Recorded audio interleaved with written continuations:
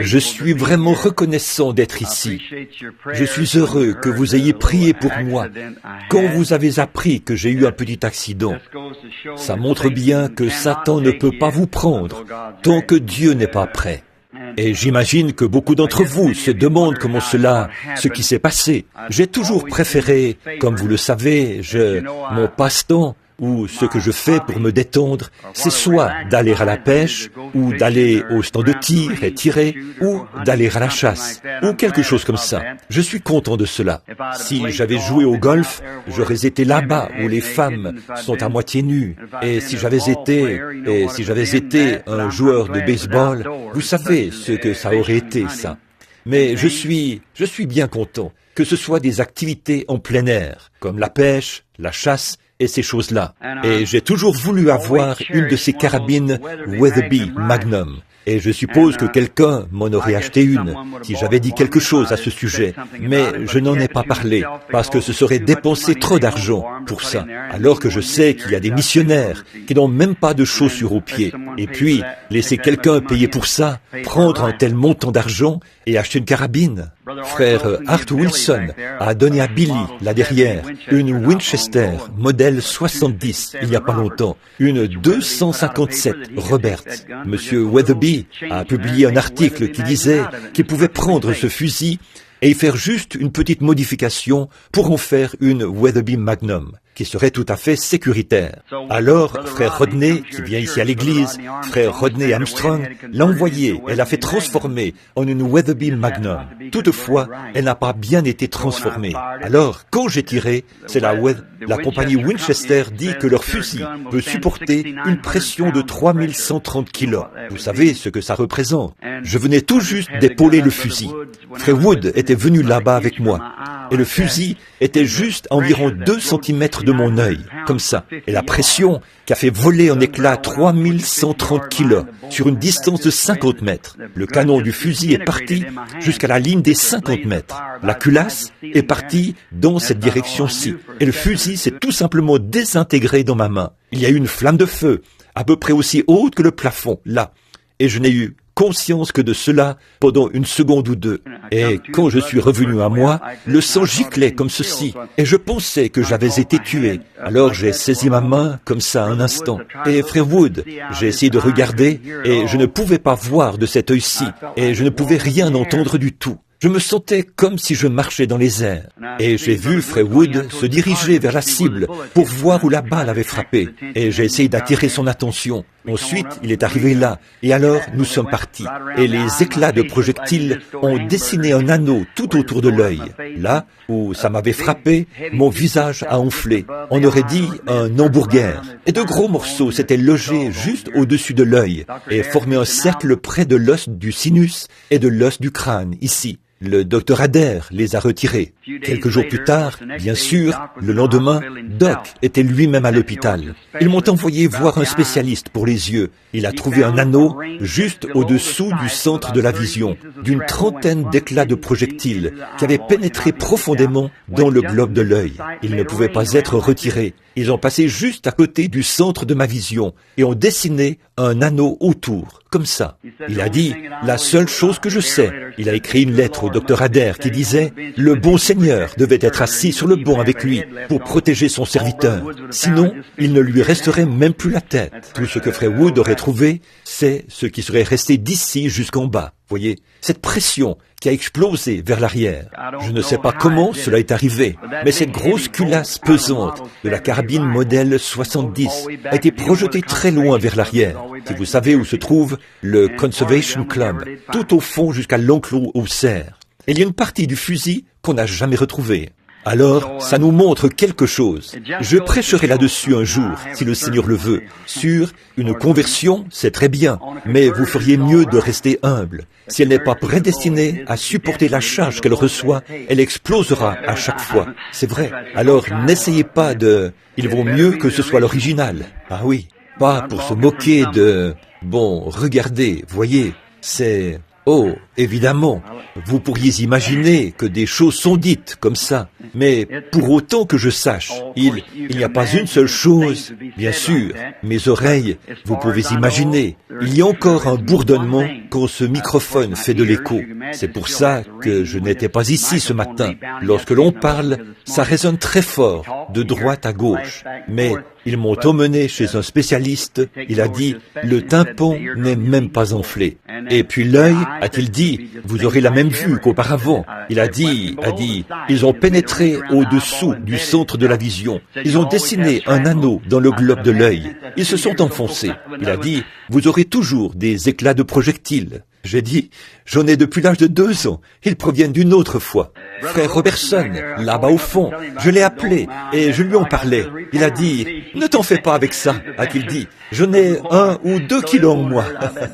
Il a dit, il est un vétéran de la guerre. Donc, ça ne te fera pas de mal. J'en ai eu plein.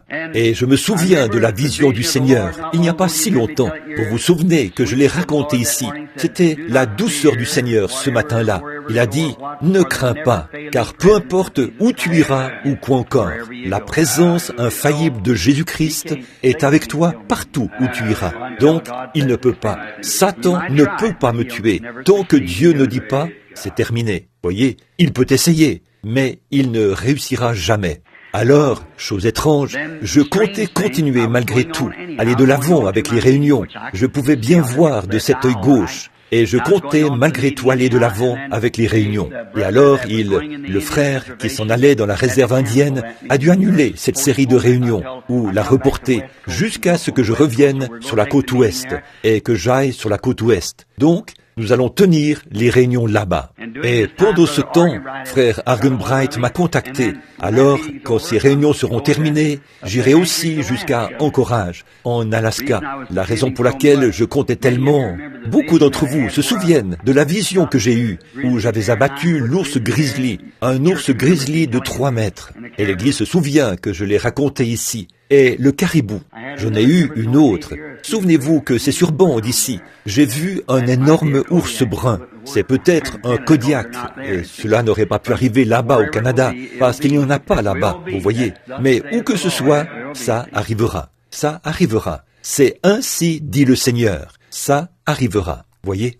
Et maintenant, je vous remercie d'avoir prié pour moi. Je savais que beaucoup d'entre vous prieraient en apprenant que j'avais été blessé. Et un petit groupe ma fille là-bas, au fond, Rebecca, a écrit une lettre à Sir Dow, qui vient ici à l'église. Et elle lui en a parlé. Et elle a appelé Meda quelques soirs plus tard. Elle a dit, je ne sais pas si cela a aidé ou pas, mais notre petit groupe en entier s'est réuni ici. Le ministre méthodiste et frère Brown, leur parenté et eux tous, ils se sont réunis. Ils ont prié toute la nuit pour moi. Elle a dit, je ne sais pas si Dieu a entendu ou pas, mais nous savions que frère Branham a prié pour tellement de gens. Alors on s'est dit qu'on prierait pour lui. Ça, c'est le genre de prière qu'il entend, voyez. C'est vrai, celle de ce genre-là. Frère Grace, un de nos frères ici, Satan s'en est pris à lui tout récemment. Il a heurté un caniveau. Oh, cela a coupé complètement. Je ne vois pas comment il s'en est sorti vivant. Et alors, il était allongé là-bas à l'hôpital. Il a dit qu'il y avait un petit frère qui est venu de New Albany, nommé Metcalf. Et il a dit, frère Grace, je ne suis pas digne de venir prier pour vous, mais il a dit, le Seigneur l'a mis sur mon cœur, alors je ne pouvais pas m'en empêcher. Puis il s'est avancé et s'est agenouillé. Il a fait une petite prière et est reparti. Dieu a guéri frère Grace sur le champ. Voyez, c'est le don de guérison dans le corps de Christ, vous voyez, qui agit dans un membre pour un autre. Ne pensez pas que parce que vous êtes seulement un membre laïque, que vous êtes un membre autant que n'importe qui d'autre l'est. Ça, c'est autant mon doigt que ce bras est mon bras, ou que cette oreille est mon oreille. Voyez-vous, c'est un membre du corps. Et nous tous, si un membre souffre, tous les membres souffrent avec lui. Une unité. Quelle unité bénie! Maintenant, après tout ça, maintenant j'ai prévu d'autres réunions, mais j'ai réservé un peu de temps pour être de nouveau au tabernacle un soir, si le Seigneur le veut. Et si Dieu le veut, ce dimanche matin prochain, je voudrais parler sur le chemin du prophète, et puis au tabernacle. Demain soir ou dimanche soir, je serai ici au Gospel Tabernacle, chez un de nos frères, frère Randall. Je voudrais parler sur le sujet « Laisser s'échapper la pression », si le Seigneur le veut. Puis, le mardi suivant, nous devrons partir à ce moment-là pour le Wisconsin, pour être à la convention régionale des hommes d'affaires du plein évangile. Et je serai là-bas 3 soirs. C'est à... Billy, quel est le nom de cette ville? Reçu Green Lake, dans le Wisconsin. Quand? Jeudi, vendredi et samedi. Les 17, 18 et 19 à Green Lake dans le Wisconsin, à la convention régionale. Puis, dimanche le 20, je serai à Chicago, dans la grande salle de l'école secondaire, la même salle que celle où nous étions la dernière fois. Tu te souviens du nom? La grande salle de l'école secondaire Stephen Mather, le dimanche après-midi. Puis, lundi, je serai là-bas au... J'ai oublié le nom de l'endroit où le Seigneur m'avait montré cette convention, cette fois-là, que les membres de l'association pastorale de Chicago allaient me rencontrer pour discuter des sujets. Vous savez, j'ai dit, et le Seigneur m'a montré cet endroit. Ce sera une réunion d'adieu pour frère Joseph Bosé, qui doit arriver ici en avion demain pour me voir. Et c'est une fête d'adieu qui est prévue pour lui lundi. Ensuite, nous rentrerons directement à la maison et nous repartirons, parce que ce sera le moment de partir pour Southern Pines, en Caroline du Sud, ou plutôt en Caroline du Nord. Et ensuite, nous allons descendre à Columbus, en Caroline du Sud, puis au Cow Palace, sur la côte ouest. Et ensuite, nous allons monter à Grass City et continuer jusqu'à Spokane. Et de là, nous irons au Canada, puis en Alaska. Alors, soyez en prière pour nous. Nous avons vraiment besoin de vos prières. Et les Écritures nous enseignent que toute chose concourt au bien de ceux qui aiment Dieu. Et je crois, depuis que cela est arrivé, et de voir la loyauté des gens et tout, quelqu'un a dit, comment cela pourrait-il arriver? Et pourquoi est-ce que Dieu le permettrait? J'aurais pu me faire tuer sur la route en allant là-bas, d'une manière ou d'une autre. Il avait un moyen d'éviter cela. Souvenez-vous, les Écritures ne peuvent pas faillir. Toute chose concourt au bien de ceux qui aiment Dieu. Et si je connais bien mon cœur, je l'aime. Je l'aime de tout mon cœur. Et ça nous rapproche un peu plus les uns des autres. Et de penser maintenant que tous ceux qui en ont entendu parler ne peuvent pas comprendre comment il me reste encore une tête ou des épaules. Vous voyez, alors que je me trouvais au beau milieu de cette explosion. C'est arrivé à cette distance de moi. Et c'était sûrement près de 900 kilos de pression qui m'ont explosé au visage. Voyez, ça, c'est suffisant pour vous désintégrer, voyez, tout simplement vous balayer. Si cela a fait exploser ce lourd fusil en acier et projeter le canon jusqu'à la ligne des 50 mètres et la crosse, vous devriez voir à quoi ressemble le fusil. Ça ne ressemble pas du tout à un fusil. Il ne reste plus que des pièces. Et puis, en ressortir sans une seule séquelle. Loué soit le Dieu vivant. C'était juste assez pour m'empêcher de monter là-bas, jusqu'à ce que je reçoive un message d'Eddie qui me dise que je n'étais pas censé y aller à ce moment-là. Grâce étonnante, qu'il est doux le son, qui a sauvé un misérable comme moi. Cela nous fait prendre conscience, nous rend reconnaissants que Dieu est avec nous. Dieu est avec nous. Et combien nous en sommes heureux. Bon, j'ai dit ce matin, je me suis dit que je viendrais. Puis un précieux frère ici, quand je suis rentré, j'ai dit à Sir Wood aujourd'hui, je pense que frère Neville, Billy m'a appelé et m'a dit, écoute le message si tu peux. Et je crois qu'un petit morceau de ce métal s'est déplacé et est descendu sous mon œil là. Et ça me dérangeait beaucoup. Mais c'est sorti maintenant. Ils ont enlevé cela. Et alors, il a dit, ce soir, je me suis dit que j'allais venir et que ce précieux frère a dû prêcher. Comme ça, je sais ce que c'est quand on a une grande réunion. Après, on est vraiment enroué, vous savez, et la gorge est irritée et fait mal. Alors, je me suis dit que j'allais venir et j'ai choisi quelques passages des Écritures à lire. J'ai pensé, le soir de la communion, je veux toujours prendre la communion. Puis, j'ai quelques amis, ils sont ici quelque part. Je ne vois pas très bien, comme vous le comprenez. Il y a encore de la belladone dans cet œil qui est dilaté. C'est un peu flou. Et donc, ils sont ici, amis et parents de mon précieux frère, F.F. Bosworth, qui est dans la gloire. Alors que le Seigneur bénisse ces gens, nous venons tout juste de prier pour eux dans la pièce du fond. Maintenant, n'oubliez pas, mercredi soir, c'est notre réunion de prière du milieu de la semaine. Et je pense que celle de frère Jackson, c'est le jeudi soir. Et frère Junior ici, c'est le ou frère Raddle, c'est le mercredi soir. Et au tabernacle d'Utica, c'est le mercredi, le jeudi soir. Et ensuite, de nouveau ici le dimanche matin pour une réunion avec toute l'assemblée. Et alors, dimanche soir, je dois aller rejoindre frère Raddle. J'allais le faire un mercredi soir, mais la semaine suivante. Mais je ne peux pas le faire. Alors, j'ai dû remettre ça à dimanche soir. Mais maintenant, vous, les gens ici au tabernacle, restez ici même au tabernacle. Voyez, parce que je vais chez frère Raddle ce soir-là, juste pour prêcher, pas pour un service de guérison. Et alors, souvenez-vous, restez à votre poste, ici même au tabernacle. C'est ici votre place, voyez. Et là, nous nous attendons à passer de bons moments. Donc, priez tous pour nous, pendant que nous allons de l'avant. J'ai confiance que Dieu viendra parmi nous ce soir, juste avant la communion. Et maintenant, je pense, avons-nous fait toutes les annonces que nous devions faire? Maintenant, pour préparer la voie, pardon frère, des funérailles. Oh oui, les funérailles un de nos frères évangélistes de ce tabernacle ici vient juste, eh bien, il est l'un des nôtres ici. Il se déplace pour prêcher et servir de pasteur. C'est frère J.T. Parnell. Sa précieuse petite mère est morte l'autre soir. Une mère aux cheveux gris, petite et voûtée. Et ce sera à Edmonton, dans le Kentucky. Le service funèbre aura lieu demain. Je sais que beaucoup d'entre vous se demandaient si on pouvait faire parvenir des fleurs pour elle, mais ce n'était pas possible. Et la seule façon que l'Église aurait pu réussir à faire parvenir une couronne funéraire là-bas, c'est en la commandant par téléphone, et qu'ensuite le facteur la livre. Et il faudrait que cela soit expédié demain, sans savoir si les fleurs se rendront ou non. Alors, ça rend les choses difficiles. Mais nous voulons certainement compatir à la douleur, frère, de notre frère Parnell, qui a perdu sa mère, ce que je viens de vivre tout récemment. Et je suis sûr que Sir Spencer et beaucoup d'autres personnes ici éprouvent aussi de la compassion, ces gens qui ont récemment traversé des ombres et qui ont connu des peines.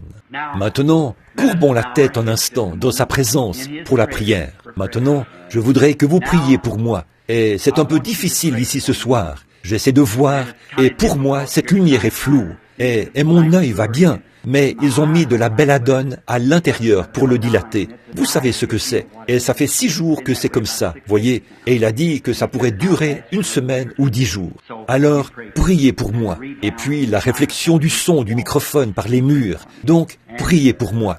Pourrais-je voir votre main? Et Dieu, si vous avez une requête, levez simplement la main. Dieu répond aux prières. Alors que nous nous assemblons solennellement et que nous courbons la tête maintenant. Notre Père Céleste, c'est toi qui as décidé que nous devions nous rassembler. C'est la volonté de Dieu que nous nous rassemblions alors que nous voyons le jour approcher et que nous le fassions régulièrement, Seigneur, afin de nous rapprocher de toi et de nous rapprocher les uns des autres par un lien de communion fraternelle, ce qui est rendu possible par le sang versé de Jésus. Nous sommes si reconnaissants ce soir, Seigneur. Je n'ai jamais été aussi reconnaissant d'être ici, Seigneur. Et je suis tellement reconnaissant vers toi. Je n'arrive tout simplement pas à trouver les mots pour exprimer à quel point je suis reconnaissant d'avoir la vue et l'ouïe et d'être parmi les vivants ici sur terre pour continuer d'apporter l'Évangile. Cela nous rend si reconnaissants, Seigneur, quand on voit à quel point il s'en est fallu de peu que quand des hommes d'une grande intelligence se grattent tout simplement la tête et disent « Comment est-ce possible ? Ce ne peut être rien d'autre que la main de Dieu. » Alors je courbe la tête dans l'humilité, Seigneur, en voyant le miracle qui m'a été accordé et qu'il a été accompli à l'endroit où ton serviteur se trouvait. Je suis si reconnaissant. Et maintenant, Père, je consacre ma vie à ton service de nouveau, après être passé par là. Il est impossible d'avoir été plus proche de la mort dans cette vie qu'à ce moment-là, et de vivre. Alors, je suis reconnaissant. Et maintenant, je prie pour tous ces gens qui ont levé la main ce soir. Chacun d'eux avait une requête. Et beaucoup d'entre eux, presque tous, Seigneur, ont de la reconnaissance dans leur cœur pour ce que tu as fait pour eux aussi. Maintenant, nous sommes réunis ce soir pour une occasion très spéciale, prendre ce que nous appelons la communion, ou le souper du Seigneur. Communier signifie parler avec, ou s'entretenir avec. Et c'est ce que nous faisons maintenant, Seigneur. Nous nous entretenons avec notre Seigneur. Nous sommes en communion. Nous parlons, nous nous attendons à lui pour sa réponse. Pour sa réponse. Et maintenant, Père, nous prions que tu communies avec nous ce soir par la parole écrite. Et donne-nous quelque chose dans notre cœur. Stabilise notre voyage, Seigneur, et renouvelle notre courage. Et bénis notre pasteur, Seigneur, notre précieux frère, ton serviteur, et sa femme et sa famille, et les diacres, et les administrateurs, et chaque personne qui vient à l'Église. Ô Dieu, attire-nous plus près de toi, que ce soit comme le poète l'a dit, béni soit le lien qui nous unit en Christ. Notre communion d'âme sœur est semblable à celle d'en haut. Accorde-le, Seigneur. Bénis tous les autres adorateurs à travers le monde. Et maintenant, Père, romps le pain de vie pour nous, alors que nous nous attendons à toi. Au nom de Jésus-Christ, ton enfant bien-aimé, nous le demandons. Amen.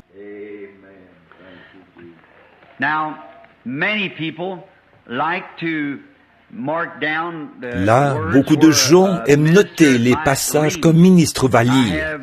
Et cet après-midi, après être sortis avec frère et sœur Wood, nous étions allés voir notre frère Goebel Robertson. Et alors, nous avions dans sa salle d'exposition. Bon, nous sommes revenus, et j'ai pensé, Sir Wood me parlait du merveilleux message que notre pasteur a apporté ce matin, et je me suis mis à penser à ce pauvre homme. Il a peut-être mal à la gorge, moi aussi, mais j'ai pensé qu'on pourrait peut-être se partager la tâche s'il me demandait de prêcher. Et j'ai écrit quelques notes ici sur ce dont j'aimerais parler. Premièrement, prenons 2 Corinthiens 6, 7 à 10. 1 Corinthiens, le chapitre 6, du verset 7 à 10 inclus. Et ensuite, Genèse 14, 18 à 19. Et tiré de là, si le Seigneur le veut, un contexte de ce texte.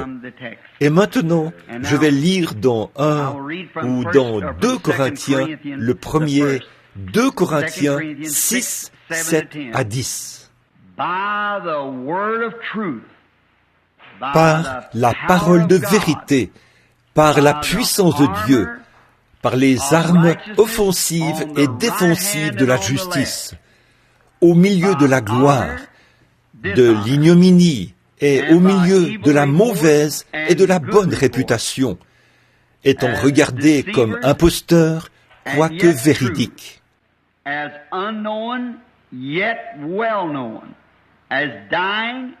Comme inconnu, quoique bien connu, comme mourant, et voici nous vivons, comme châtiés, quoique non mis à mort, comme attristés, et nous sommes toujours joyeux, comme pauvres, et nous en enrichissons plusieurs, et n'ayons rien, et nous possédons toutes choses. Genèse 14, 18 et 19. Melchisédek, roi de Salem, fit apporter du pain et du vin. Or, il était sacrificateur du Très-Haut. Et il bénit Abraham et dit, « Béni soit Abraham, de par le Dieu Très-Haut, possesseur des cieux et de la terre. » Et si je peux appeler cela un texte, j'aimerais parler sur le sujet, nous possédons toutes choses. Comme dans Corinthiens ici, il est dit que nous sommes pauvres et nous possédons toutes choses. Nous possédons toutes choses. Là, j'aime ça.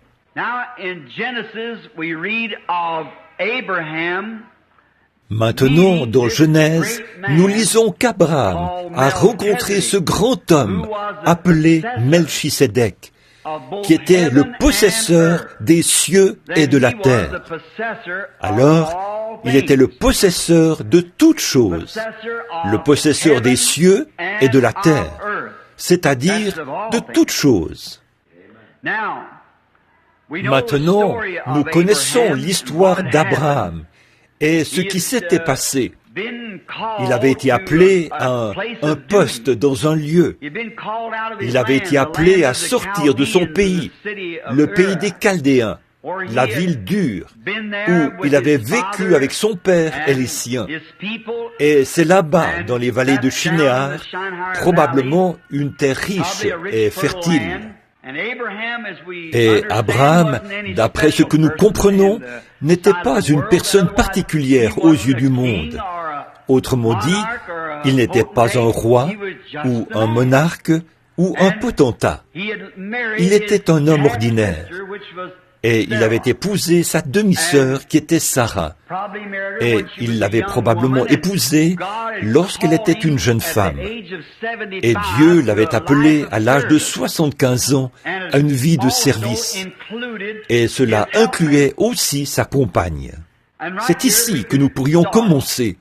Je crois que lorsque Dieu appelle un homme à son service, s'il est un homme marié et qu'il a une compagne, il appelle sa femme avec lui, parce que les deux ne font qu'un.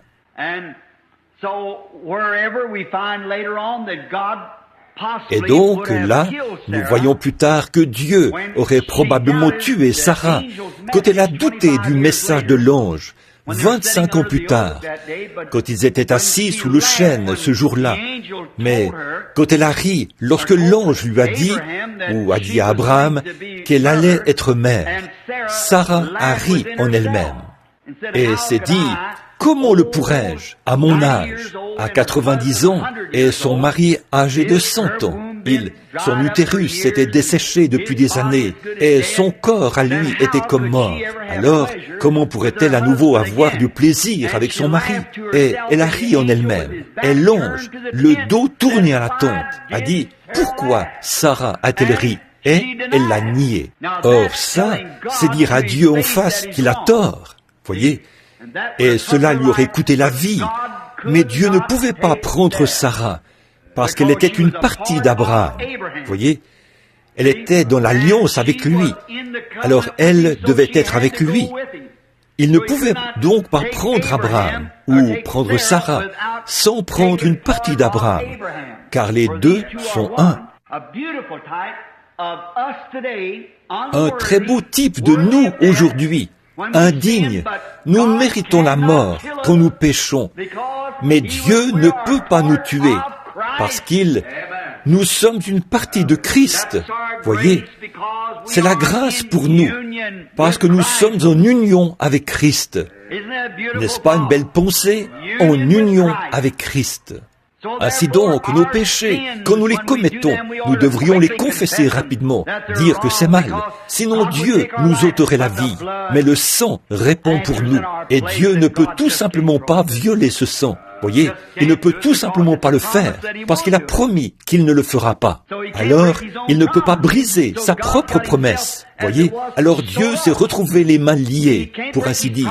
Voyez, il ne peut pas briser sa promesse. Il a promis ceci par ce sang. Quiconque croirait aurait la vie éternelle. Il ne peut pas briser cette promesse. Alors, nous voyons qu'Abraham, dans l'obéissance, a quitté sa maison, a quitté son pays, et s'est séparé de tout, de toutes ses possessions terrestres, pour voyager dans un pays étranger, pour y séjourner. Un type de l'Église. Il nous est demandé d'abandonner tout ce qu'il y a dans ce monde afin de suivre Christ. Maintenant, nous voyons Abraham qui continue année après année, et il a pris avec lui une certaine portion qui était son père, et ce dernier est mort aussitôt. Et il a aussi pris son neveu, qui était Lot. Puis Lot s'est séparé à cause d'une dispute. Et il est allé vivre là-bas à Sodome. Pourtant, il était une partie d'Abraham. Dieu a donné le pays et tout ce qu'il y avait dans le pays à Abraham. Il a hérité de tout. Dieu a dit, regarde vers l'est, l'ouest, le nord et le sud. Tout cela t'appartient, à toi et à ta postérité après toi. Tout t'appartient. Bon, un jour, Abraham avait la vie assez difficile, et Lot, lui, avait la vie facile, alors qu'il pataugeait dans le péché. Comme c'est facile, et comme le péché semble agréable, et comme il semble innocent. Maintenant, si Lot disait, « Tant que je crois en Dieu, alors pourquoi ne pourrais-je pas aller là-bas à Sodome et ça va aller, je suis un croyant. » Mais ça n'allait pas. Voyez-vous, Dieu, quand il a appelé Abraham, il l'a appelé à se séparer de tout. Et c'est ce que nous devons faire.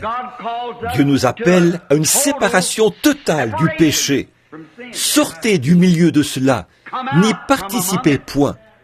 Fuyez ça, l'apparence même du mal. Une séparation, et que cela soit complètement anéanti pour vous. Tenez-vous loin de ça. N'allez surtout pas sur son terrain, peu importe combien cela semble attrayant. Vous, les gens là, vous pourriez penser maintenant, voilà, frère Branham, parfois je suis tenté de voler, ou parfois je suis tenté de fumer, ou parfois les femmes pensent, je suis tenté de m'habiller comme les gens du monde, vous savez, ces vêtements indécents et ces choses-là, je suis tenté. Les jeunes filles. Maintenant, si vous pensez que ça, c'est une tentation, qu'en est-il de nous dans le ministère, où chaque petit mouvement doit être surveillé? Voyez-vous, combien plus grande est la tentation pour nous, et combien plus on aura des comptes à rendre, parce que vous devez rendre compte de votre âme, mais nous devrons rendre compte de tous ceux à qui nous parlons. Voyez? Donc Satan, constamment, ou vous diriez, n'est-ce pas une belle petite robe? C'est très mal de porter cela, mais n'est-elle pas très jolie? Elle m'irait à merveille. Alors que pour moi, bon, ça, vous savez que c'est mal. Mais pour un ministre, tu devrais aller à cette réunion là-bas. C'est parfait, ça. Ils disent que c'est tellement grand, l'assemblée, et pourtant, il vous faut attendre jusqu'à ce que vous entendiez Dieu dire, vas-y. Vous voyez? Oh, voudriez-vous venir par ici et voir cette personne ici? Voici un tel. Vous devez être vigilant, faire attention. Voyez? Oh, c'est tellement sournois. Et bon, nous devons faire attention à ces choses. Or, il fallait qu'Abraham soit vigilant, lui aussi. Mais lui, au lieu d'aller à Sodome avec Lot, il s'est séparé et est allé dans le désert. Il a pris le chemin avec le petit nombre des méprisés qui appartiennent au Seigneur. Cela devrait être notre attitude. Prendre le chemin avec le peuple de Dieu. Peu importe que ce soit difficile ou facile, y aller quand même. Soyez prêts à partir à tout moment, peu importe où il pourrait vous appeler. Or, après cela, un roi est arrivé, qui est parti sur le sentier de la guerre, avec une petite tribu là-bas, et il a balayé la vallée, et il s'est emparé de tous les petits groupes, les petits royaumes, et il s'est emparé, est entré dans Sodome, et a pris le roi de Sodome et Gomorrhe, il a pris Lot, le neveu d'Abraham, sa femme, ses filles, ses enfants, tout le monde et tous leurs biens, tout ce qu'ils avaient. Il a continué, s'emparant de tout dans le pays sur son passage. Oh, quelle chose horrible! Le salaire du péché, c'est la mort. Lot s'en est rendu compte, sans aucun doute, en marchant là, avec peut-être une corde ou une chaîne autour du cou, comme un esclave. Ses enfants, ses jeunes filles qui allaient être violées, et sa femme et tout, et peut-être mourir dès qu'il désobéirait à un ordre, ou il s'en allait peut-être dans un autre royaume quelque part, pour y être esclave le reste de ses jours. Mais Abraham, quand il a découvert que Lot avait été enlevé, ce dernier était une partie de la possession d'Abraham. Et Abraham a peut-être dit ceci, « Dieu, tu m'as dit que si je t'obéissais et que je venais ici dans ce pays, tu me donnerais ceci. Cela m'appartient. et Lot en fait partie. Et je vais à sa poursuite. Alors, il a rassemblé ses troupes, ou ses serviteurs plutôt, et les a armés. Il a pris ses serviteurs et est parti à la poursuite de ce roi, jusqu'à ce qu'il le trouve, lui et tous ses autres petits royaumes. Regardez quelle grande armée il formait alors. Mais sous la conduite de Dieu, le général en chef, il s'est séparé et s'est précipité sur eux et a massacré les rois. Et il a ramené Lot et tous les petits royaumes, et les a ramenés chez eux dans leur patrie. Quelle image de Christ nous voyons là, en Abraham, qui est venu après que l'ennemi avait tout capturé. Et Christ est venu et nous a ramenés. Maintenant, nous voyons dans cette belle histoire qu'Abraham, sur le chemin du retour, alors qu'il revenait après avoir remporté la victoire, il a rencontré le possesseur des cieux et de la terre, Melchisédek, qui est le roi de Jérusalem, le roi de Salem, ce qui était Jérusalem, qui est le roi de paix, qui est le roi de justice. Il n'avait pas de père, il n'avait pas de mère, il n'a jamais eu de commencement, et il n'aura jamais de fin. Donc, il n'était rien d'autre que le Tout-Puissant. Et il l'a rencontré sur le chemin du retour. Après avoir tué le roi, il a rencontré le possesseur, celui qui possédait toutes choses, l'a rencontré sur le chemin du retour. Quelle chose glorieuse! Bon, Abraham, j'aime ceci. Abraham était héritier de tout par la promesse. Alors il pouvait revendiquer tout ce qu'il y avait dans le pays, et le pays lui-même. Abraham avait reçu la promesse. Maintenant, nous comprenons qu'Abraham était l'homme le plus pauvre de tout le pays, parce qu'il vivait dans le désert, et il vivait en paix avec Dieu. Et Lot, riche, habitait dans la ville, et il était devenu le gouverneur de la ville. Il siégeait à la porte, il était juge, et il jugeait la ville. Et il possédait bien des richesses et tout. Mais Abraham était dans le désert, et peut-être l'homme le plus pauvre du pays. Et pourtant, il était en droit de tout posséder. Amen. Voilà ce que j'aime.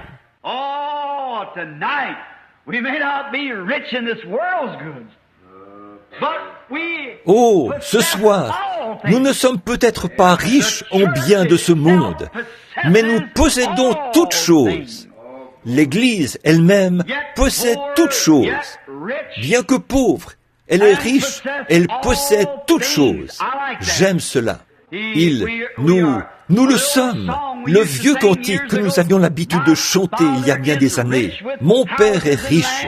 Il possède des maisons et des terres. Il tient les richesses du monde dans sa main. Les rubis, les diamants, l'argent et l'or. Ses coffres sont remplis. Il possède d'ineffables richesses. Et nous possédons cela parce que nous sommes un enfant du roi. Amen. L'enfant est toujours héritier. Nous savons ça. Très bien. Abraham pouvait revendiquer cela, bien qu'il soit pauvre. Son bétail mourait de faim. Lot avait pris la meilleure terre. Il manquait d'eau. Les jours étaient chauds et les bergers avaient eu des ennuis. Et tout avait l'air d'avoir mal tourné pour Abraham. Malgré cela, tout lui appartenait. Et aujourd'hui, le vrai croyant est chassé du milieu des gens. On le traite de fanatique, d'exalté, ou d'un nom quelconque pour l'insulter. Une sorte de fanatique religieux. Et malgré tout, il est héritier de tous les cieux et de toute la terre. Heureux les humbles de cœur, car ils hériteront la terre. Oh là là, vous parlez de vous retrouver dans une cabane ou quelque part avec à peine assez d'argent pour payer votre loyer. Et pourtant, tout vous appartient. Amen.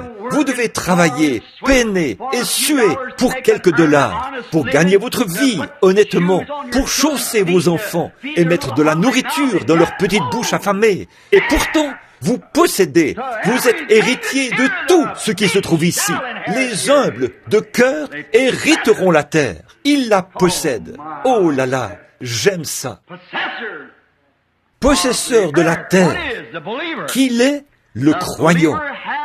Le croyant a un titre de propriété incontestable. C'est vrai, par Jésus-Christ, qui stipule qu'il sera le possesseur de tout l'univers. C'est vrai, les humbles de cœur hériteront la terre. Abraham pouvait posséder ce pays parce que, et ce qui s'y trouvait, Dieu le lui avait donné. Et Lot était une partie de ce pays. Donc Abraham y avait droit. Il pouvait le revendiquer ou en prendre possession. Il a dit, maintenant, Dieu, tu m'as fait la promesse que cette terre et tout ce qui s'y trouve m'appartiennent. Tu as fait la promesse. Là, mon parent a été enlevé, et tout ce qui lui appartient a été emporté. Autrement dit, si j'appliquais cela aujourd'hui, je dirais, l'Église pourrait dire, Seigneur Dieu, voici mon frère, il était tendu ici, atteint d'un cancer, atteint de la tuberculose, il a telle et telle chose. Je prends la promesse, c'est ma possession. C'est toi qui me l'as dit. Amen.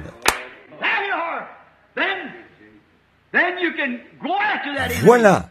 Ensuite, là, vous pouvez pourchasser cet ennemi, ce démon, et le massacrer de la même manière qu'Abraham a massacré les rois et a ramené ce qui lui appartenait. Amen. J'aime cela. C'est pour le croyant. Bien qu'Abraham ait droit à la promesse et que la promesse lui appartienne, il devait combattre pour la posséder. Amen. Voilà.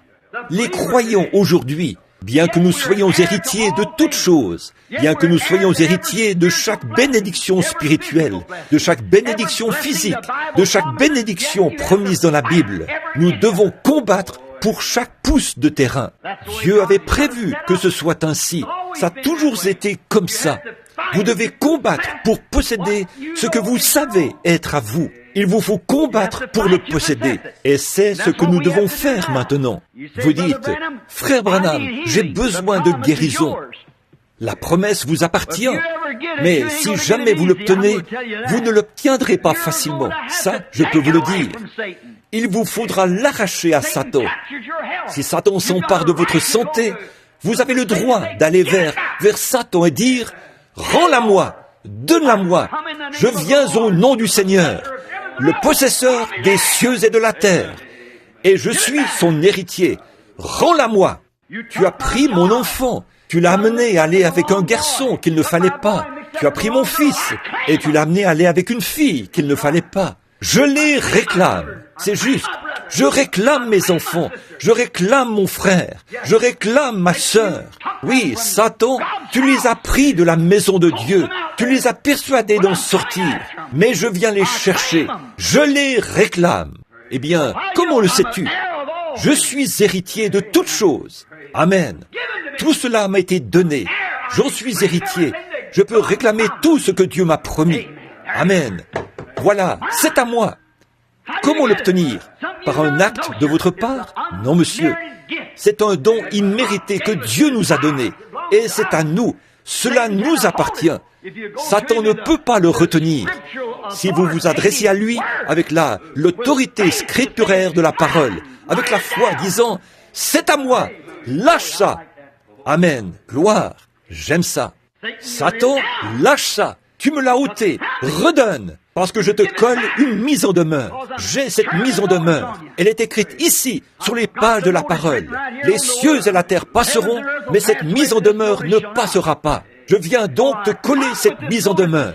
Jésus-Christ a dit que tout ce que je demanderai au Père en son nom, il me le donnera.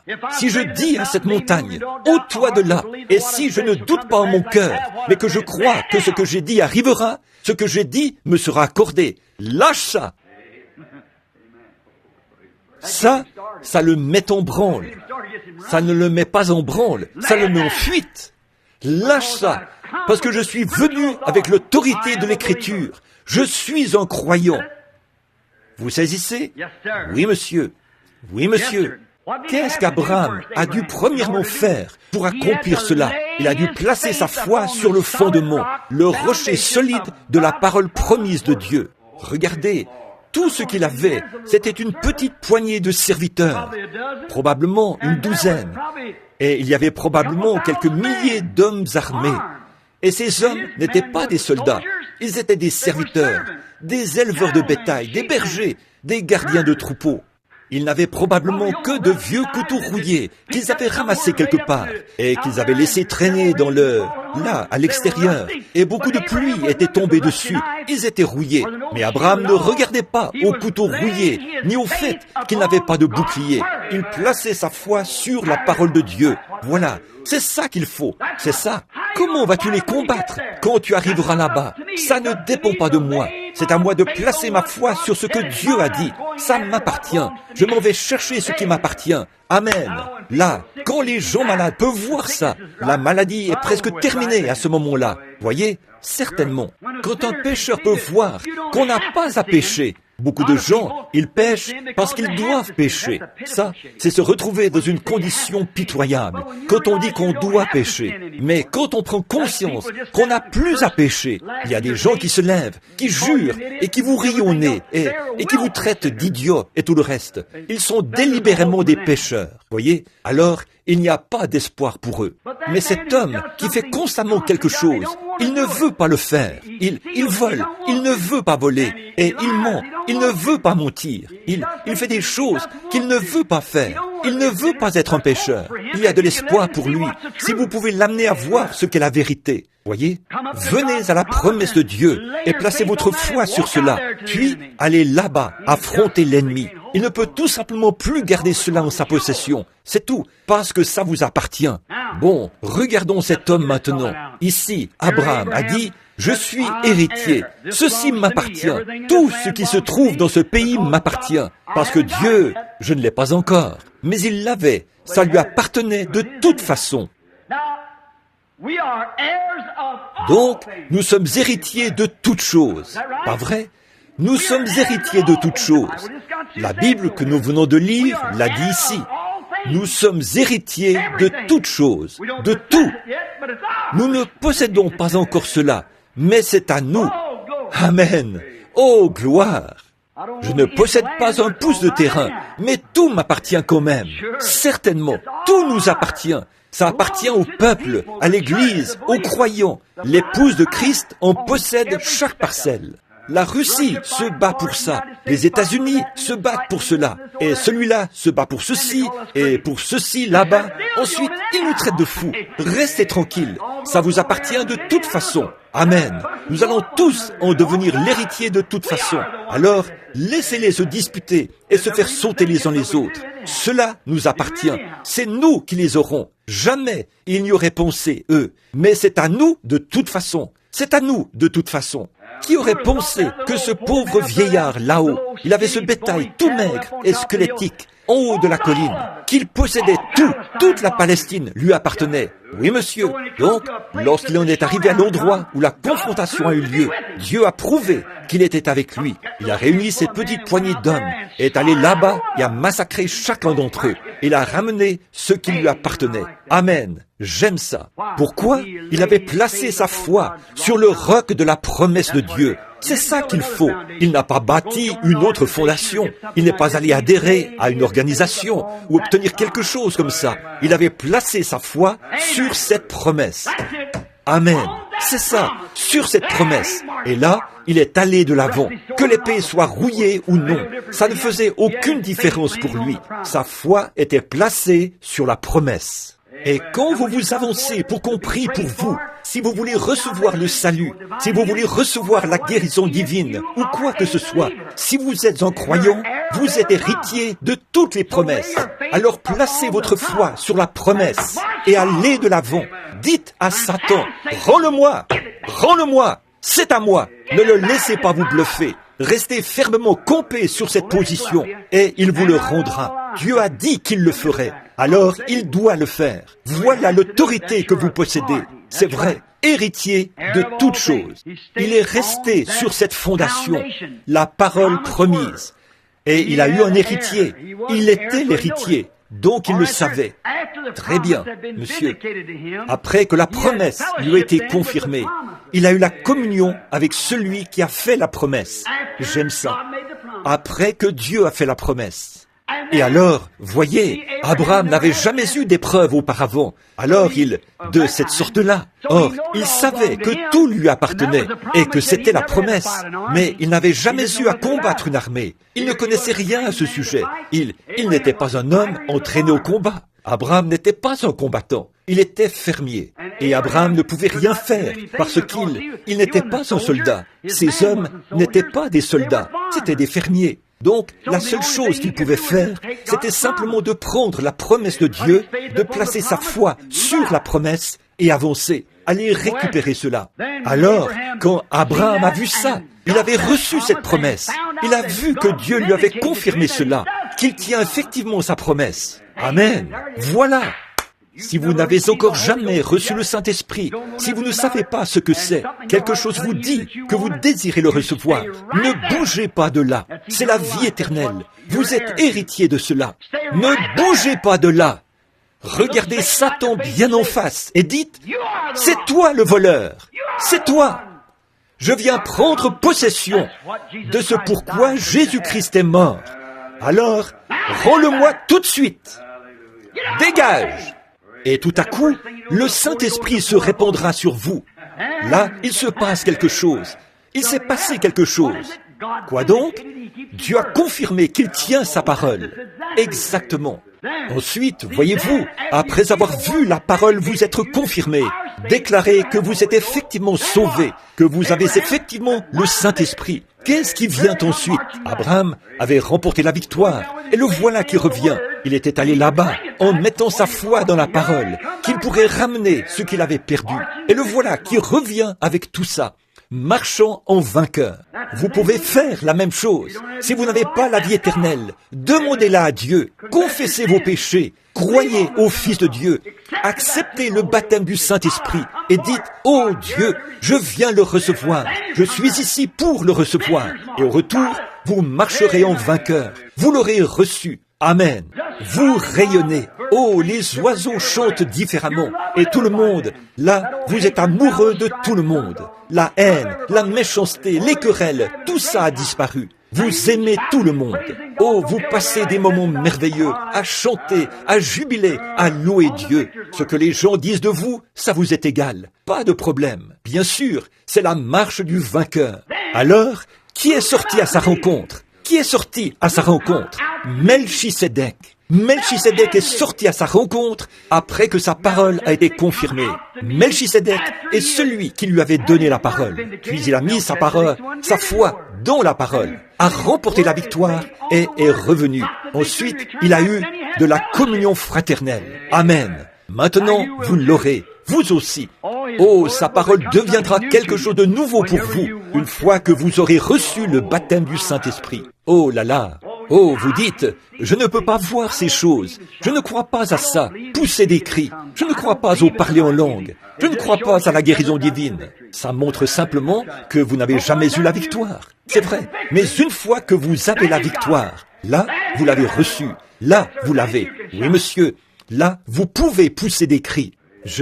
Vous voyez, autrefois, je pensais sur le fait de danser par l'esprit. Je voyais quelqu'un se lever et danser par l'esprit. Eh bien, j'ai vu l'imitation grotesque qu'on en fait, mais j'ai aussi vu la vraie chose. Alors, j'ai fini par découvrir pourquoi les gens pouvaient-ils danser par l'esprit. Eh bien, à ce jour, je n'ai jamais vu personne faire du désordre. Je n'ai jamais vu personne se conduire de façon immorale. Je l'ai toujours vu se faire avec décence, avec ordre et avec douceur. Et même les pécheurs se précipitaient vers l'autel et recevaient le salut pendant que ça se passait. Eh bien, je me demandais pourquoi il en était ainsi. Puis, j'ai découvert que c'est la victoire. David a dansé devant le Seigneur quand l'arche a été ramenée en son lieu. Amen. Quand David a vu la parole, comme elle l'était à l'époque, avec les tables de pierre, ramenées là à sa place, David s'est réjoui et a dansé par l'esprit. Il tournait et tournait et tournait. Pourquoi? Il a vu la parole de retour à sa place. Amen. Ce dont la parole a besoin, ça ne vient pas d'un séminaire, ni d'une confusion théologique. Elle a besoin d'un prédicateur à l'ancienne mode, envoyé par Dieu derrière la chair, avec la parole, et voir Dieu la confirmer et la prouver. Alors, David a dit, « Gloire à Dieu, la voici !» Et il tournait, tournait, tournait, tournait. Sa petite femme prétentieuse, qui était la fille du roi, était là-haut. Et il a dit, « Eh bien, il me met dans l'embarras. » Et David a dit, « Tu n'aimes pas ça? Regarde bien ceci. » Et il s'est remis à tourner et à tourner de plus belle. Oui, oh là là, quel moment merveilleux il avait. Vous savez, Dieu a regardé du haut du ciel et a dit, « David, tu es un homme selon mon cœur. » Voyez? Pourquoi? Il avait perdu toute fierté. Il avait perdu toute la sienne. Pourtant, il était marié à la fille d'un roi. Mais cela n'a même pas été pris en considération à ce moment-là. Il savait qu'il connaissait le possesseur des cieux et de la terre. Et voici que la parole de Dieu revenait parmi eux. Et David en était si heureux qu'il a dansé. Il a dansé de toutes ses forces. Myriam, elle a saisi le tambourin et est descendue en dansant sur la rive, de l'autre côté. Après avoir traversé la mer Rouge et avoir vu ses ennemis noyés, elle pouvait danser par l'esprit. Quand elle a vu que les ennemis qui l'avaient tourmentée étaient morts, elle s'est mise à danser par l'esprit. C'est vrai, là, vous voyez, après avoir gagné la bataille, ensuite la gloire de Dieu descend. Alors, nous voyons qu'il l'a rencontré, et après que la promesse a été confirmée, il a eu de la communion fraternelle. Melchisédek était sorti pour bénir Abraham. Et il a dit, « Béni soit Abraham, et béni soit le Dieu d'Abraham, le possesseur des cieux et de la terre. » Oh là là, j'aime vraiment ça, la promesse du croyant. Vous dites, qu'est-ce que cela a à voir avec nous? C'est pour chaque croyant. La promesse du croyant est la vie éternelle. La promesse du croyant est la vie, la joie, la paix, la longanimité, la bonté, la patience, les fruits de l'esprit. La guérison divine. J'ai une douzaine de choses, ou presque, notées ici. C'est votre possession. Cela vous appartient. Mais vous ne pouvez pas l'avoir à moins de combattre pour l'avoir. C'est à vous. Tout ce qui est visible, toute chose temporelle qui est visible m'appartient. Dieu me l'a donné, car c'est par Christ qu'il me l'a donné. Et les choses invisibles m'appartiennent. Amen. J'aime ça. Ce que vous pouvez voir, comme la guérison divine, ainsi de suite, tout ça, c'est bien. Nous apprécions cela. Mais l'invisible. Maintenant, la science peut enquêter là-dessus et dire, eh bien, voyons voir. Laissez-moi amener cet homme. Vous avez dit qu'il était guéri. Laissez-moi l'amener et l'examiner. Laissez-moi voir ce qui s'est passé. Et vous dites que vous aviez eu une tumeur, monsieur? Oui, juste là. Eh bien, laissez-moi faire une recherche scientifique pour voir si la tumeur n'est pas allée plus profondément et qu'elle n'est pas vraiment partie. Vous dites que vous étiez aveugle et que maintenant vous voyez. Comment puis-je le savoir? Laissez-moi examiner ça scientifiquement et le voir. Maintenant, il pourrait enquêter là-dessus. Et pourtant, je suis héritier de cela aussi, de tout ce qui est physique. Et puis, je suis aussi héritier des choses qu'on ne peut pas voir, que la science ne peut pas sonder. Amen. Amen. Des choses invisibles. Amen. Je suis héritier de ça. Oui, monsieur. Les choses qu'on peut voir, j'en suis héritier. Cette terre ici, j'en suis héritier. Vous en êtes héritier. Chaque croyant en est héritier. Il en est héritier. Très bien. Et l'invisible, possesseur de quoi? Des cieux et de la terre. Amen. De toutes choses. Le croyez-vous? Vous dites, frère Branham, qu'en est-il de là-bas où vous ne pouvez pas voir? Comment le savez-vous? Ça m'appartient aussi. C'est vrai, le ciel m'appartient. Je suis heureux que ça m'appartienne. Dieu l'a dit, et c'est vrai. Eh bien, vous ne l'avez jamais vu. Comment savez-vous que ça existe? Je sais que ça existe de toute façon. Dieu l'a dit. Comment savez-vous que vous en êtes héritier alors que vous ne l'avez jamais vu? Je crois sa parole. Amen. Voyez, je suis héritier. Vous êtes héritier avec moi. Nous sommes tous ensemble héritiers par Jésus-Christ. Avez-vous remarqué ici, dans Corinthiens, dans 2 Corinthiens, Paul a dit au sujet de la mort, nous possédons la mort. Pensez-y. Nous possédons la mort? Oui, monsieur. Elle doit nous écouter. Amen. Eh bien, gloire. Là, j'ai oublié l'explosion du fusil maintenant, voyez. Pourquoi ne m'a-t-il pas tué? Parce qu'il ne le pouvait pas. Voilà pourquoi Dieu n'était pas prêt. Il peut venir autant qu'il veut, mais il ne peut pas vous prendre. Amen. Gloire! J'ai payé ma dette pour cela il y a longtemps, quand j'ai cru en Jésus-Christ, qui est vivant au siècle des siècles. Maintenant, la mort écoute ce que nous disons. Amen.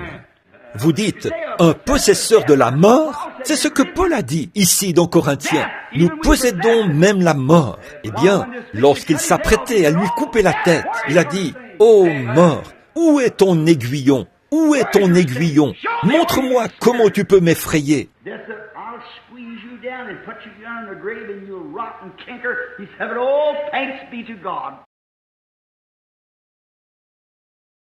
La mort a dit, « Je vais t'écraser et te mettre dans la tombe, et tu vas pourrir et te décomposer. » Il a dit, « Mais, oh, grâce soit rendue à Dieu, qui nous donne la victoire par notre Seigneur Jésus-Christ. » Oui, monsieur, la mort, l'enfer et la tombe, je les possède tous, parce qu'il a tout conquis pour nous, possesseurs.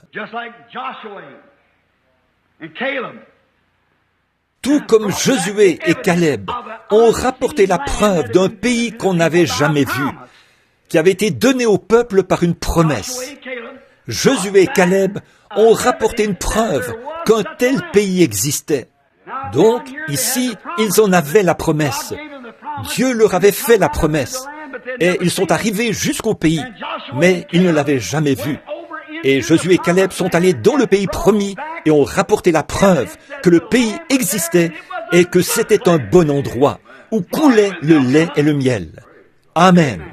Qu'est-ce que c'était? Ils allaient posséder ce pays. Ils avaient la promesse. Ils étaient en route et ils étaient presque arrivés au Jourdain. Josué a traversé et a rapporté la preuve que c'était un bon pays. Ce que Josué a fait pour les enfants d'Israël. Josué signifie sauveur, le mot Josué. C'est la même chose que Jésus a faite pour l'Église lorsqu'ils l'ont tué. Il a vaincu la mort, il a vaincu l'enfer, il a vaincu la tombe. Et il est ressuscité avec la preuve, le baptême du Saint-Esprit, qu'il y a au-delà du fleuve un pays qu'on appelle l'éternité bénie. Amen. Il est revenu et nous a apporté une preuve. Qu'est-ce que ça fait, frère Branham? Ça vous fait arrêter de mentir, de voler, de boire, de jurer, de faire des choses immorales et tout. Ça fait de vous une nouvelle créature. Moi qui, autrefois, étais mort par mon péché et par mes offenses, ce n'est plus moi qui vis, c'est Christ qui vit en moi. Je suis une nouvelle créature en Jésus-Christ. Amen. Héritier de la promesse. Alléluia. Oui, monsieur, ce pays nous appartient. Comment le savez-vous? Josué est ressuscité des morts. Il a rapporté la preuve, le Saint-Esprit. Je l'ai. Amen. Ouh, gloire. Je suis héritier. Oh, un enfant du roi, un enfant du roi, héritier de toutes choses. La Bible l'a dit. Le même Dieu qui a fait à Israël la promesse de ce pays promis. C'était une chose invisible à leurs yeux. Cette même Bible, ce même Dieu nous a fait la promesse de la vie éternelle. Et le Saint-Esprit en rend témoignage. Christ est vivant, pas mort. Il vit ici parmi nous. Il vit en nous, à travers nous. Il agit autour de nous. Amen. C'était lui qui était assis sur ce banc là-bas l'autre jour, quand Satan a vu une occasion de me tuer, mais il ne pouvait pas le faire. Amen. Et il ne le fera jamais avant que Christ ne dise que le moment est venu. Amen. Peu importe le nombre de fois qu'il vient, il repartira les mains vides tant que Christ ne donnera pas un ordre. Amen. Une promesse. Dieu l'a promis. C'est la parole de Dieu qui le promet. Et nous le croyons parce que nous sommes héritiers. Je suis héritier de la guérison divine. Je suis héritier de la joie. J'ai le droit d'être heureux. Alors, qu'est-ce qui vous rend si heureux? J'ai le droit de l'être. Comment le savez-vous? Parce que j'en suis héritier. Amen. Ouh! Maintenant, je me sens religieux. Oui, je suis héritier du bonheur. Je suis héritier de la joie. Je suis héritier de la paix. Je suis héritier de la vie éternelle. Je suis héritier du Saint-Esprit. Amen. Je suis héritier de toutes les preuves qui l'accompagnent. Amen. Je suis héritier de l'autorité de Dieu. Amen. Qui vous a fait héritier? Pas moi, c'est lui. Chacun de vous est héritier de la même chose. Héritier d'un trône. Celui qui vaincra s'assiera avec moi sur mon trône. Comme moi, j'ai vaincu et me suis assis sur le trône de mon Père. Amen. Héritier de toutes choses. Pas seulement d'une chose, mais de toutes choses. Tout est sous vos pieds. Même la mort est sous vos pieds. La tombe est sous vos pieds. L'enfer est sous vos pieds. Le péché est sous vos pieds. Tout est sous vos pieds. Vous êtes un héritier et vous êtes mort et votre vie est cachée en Dieu par Jésus-Christ. Et vous êtes ressuscité. Vous avez la vie éternelle et vous êtes assis dans les lieux célestes en Jésus-Christ. Oh là là! Traitez-nous de tous les noms. Traitez-nous de ce que vous voudrez. Dites que nous sommes fous si vous voulez. Mais nous sommes héritiers. Héritiers de quoi? De toutes choses. Êtes-vous héritier du Branham Tabernacle? Non, je suis héritier de toutes choses, de tout ce que l'on voit, du présent, du futur, de tout. J'en suis héritier. Et chaque péché et la méchanceté ont été mis sous mes pieds par la grâce de Jésus-Christ. Il est ressuscité le matin de Pâques, a triomphé sur la mort, l'enfer et la tombe, et a fait de moi un héritier, et a dit, attendez là-bas, et je vais vous donner la promesse. Et son serviteur oint, qui fait autorité, a dit, la promesse est pour vous et pour vos enfants, à tous ceux qui sont au loin, en aussi grand nombre que le Seigneur notre Dieu les appellera. Je suis héritier. Amen. Amen. Jésus nous l'a prouvé lors de sa résurrection. Oh là là, quand nous sommes entrés dans ce champ de bataille entre la mort et la vie. Je suis un pécheur, frère Branham. Vous n'avez pas à l'être. Vous êtes un pécheur parce que vous désirez l'être. Vous n'avez pas à l'être. La dette est déjà payée. Frère Branham, j'aimerais avoir la joie. Vous pouvez l'avoir. C'est parce que vous laissez Satan vous voler les privilèges pour lesquels Christ est mort. J'en suis héritier. Tout cela m'appartient. Tout ce pourquoi il est mort m'appartient. Vous appartient. Nous sommes ses enfants. Nous en sommes héritiers. Tout ce pourquoi il est mort. Maintenant, quand vous entrez dans ce champ de bataille, oh, le baptême du Saint-Esprit, ça n'existe pas. Tu sais, tu vas te comporter bizarrement. Et il y aura quelque chose de différent. Peu m'importe la différence. J'en suis héritier. Ça, c'est la vie. Et je viens en prendre possession. C'est vrai. Ça devrait être le motif de chaque pécheur. Je viens pour la recevoir sur la base du Saint-Esprit, qui est ici maintenant, et qui me dit de venir et de la recevoir. Ça m'appartient. Je ne vais pas me lever tant que je ne l'aurai pas reçu. Je ne vais pas devenir un fanatique. Je ne vais pas bouger d'ici. Peu m'importe ce qui se passe. Je vais prier sans cesse, jusqu'à ce que tu me donnes le Saint-Esprit, Seigneur. Et je sais que tu vas me le donner maintenant. S'il y a quelque chose de mal dans ma vie, dis-moi ce que c'est, et je le mettrai en ordre. Qu'est-ce que c'est, Seigneur? Je vais aller mettre la chose en ordre. Si Dieu ne vous révèle rien, dites, alors Satan, je viens en prendre possession. Tu ne peux plus te tenir là. Dégage! Voilà, héritier de toutes choses, héritier de la vie éternelle, héritier de la guérison divine. Oh, héritier du salut, acquis par Dieu, né de son esprit, lavé dans son sang. C'est là mon histoire, c'est là mon chant. Louez mon Sauveur le jour durant. Parfait repos et parfait bonheur. En toi, mon Sauveur, j'ai la paix du cœur. Je veille en attendant ton retour. Je suis comblé, sûr de ton amour. Alléluia! Voilà, c'est là mon histoire et c'est là mon chant. Je suis héritier du salut. Le salut, qu'est-ce que c'est? C'est quelque chose qui vous a été donné. C'est un don. Je suis héritier du salut. Quel genre? Pour avoir la vie éternelle. Le salut pour mon âme, le salut pour mon corps, le salut pour ma lassitude, le salut pour toute chose. Dieu m'a fait héritier de tout par Christ, et il est mort, ressuscité, et il est revenu à porter la preuve, et l'a répandu sur nous. Oh là là, gloire, oh là là. Alors, quand vous allez là, que faites-vous? Quand vous y allez comme Abraham y est allé, avancez-vous avec cette promesse. Dieu, tu m'as dit que ça m'appartient. J'ai foi en ta promesse. J'apporte ta parole. Tu as promis ceci. Tu as dit, demandez et vous recevrez. Cherchez et vous trouverez. Demandez et cela vous sera donné. Frappez, et l'on vous ouvrira. Me voici, Seigneur. Je suis ici. Je frappe, je cherche, je demande. Je dois recevoir cela. Voilà, quelque chose se produit à ce moment-là. Oh, quand vous appliquez cette parole, regardez ce que Satan a fait quand Jésus a appliqué la parole contre lui. Et il est aussi écrit, il a fait un bond pour s'éloigner de ce fil, comme je l'ai dit l'autre soir. Oui, monsieur. Alors, qu'en est-il une fois que vous avez vaincu? Comment pouvez-vous vaincre? Pourriez-vous le faire par vous-même? Non. Quelqu'un est allé au-devant de vous et a vaincu pour vous. C'est Christ. Je n'en suis qu'héritier. Je n'ai pas à faire quoi que ce soit. Je suis héritier de la promesse. La seule chose que j'ai à faire, c'est mettre ma foi dans sa promesse. Le voyez-vous?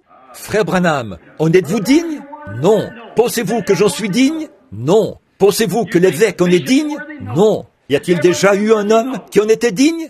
Non. Eh bien, pourquoi? Vous êtes héritier. Si vous étiez le pire ivrogne au monde et que votre père vous laissait $1 million, que vous en soyez digne ou pas, son héritier, vous êtes l'héritier de l'héritage de votre père. Quoi qu'il vous ait laissé, ça vous appartient. Que vous en soyez digne ou pas, il vous l'a laissé. Amen.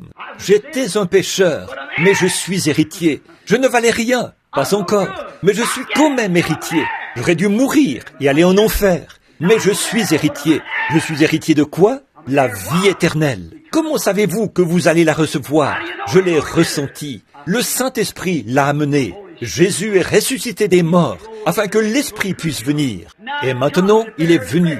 Et il rend témoignage et confirme exactement ce qu'il a dit qu'il ferait. Je suis passé de la mort à la vie. Je suis devenu une nouvelle créature en Jésus-Christ. Alors, je suis héritier. Oui, monsieur.